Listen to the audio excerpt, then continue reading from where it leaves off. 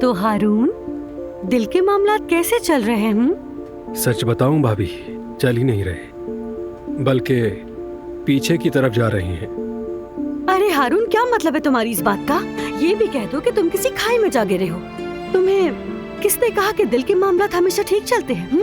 ये तो नहीं कह सकते कि सब कुछ बिल्कुल हमवार चले।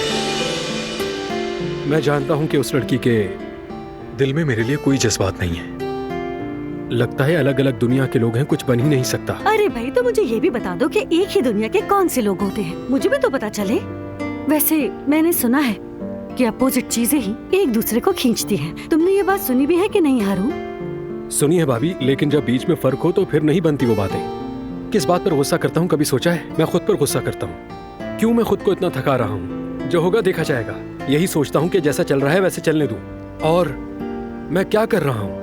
मैं खुद उसकी पसंद बनने की कोशिश कर रहा हूँ। सिर्फ उसे खुश करने के लिए वो सब देख रहा हूँ जो उससे अच्छा लगता है। यहाँ तक कि मैंने उसके साथ दीवार बनाने वाली फिल्म भी देखी। अच्छा, उस मूवी में कोई पैगाम वगैरह था? कोई पैगाम वैगाम नहीं था भाभी, बस एक बंदा था जो बिना रुके दीवार बना रहा था। आपको पता है, मैंने सूट पहना था और एक अच्छी सी टाई लगाई थी।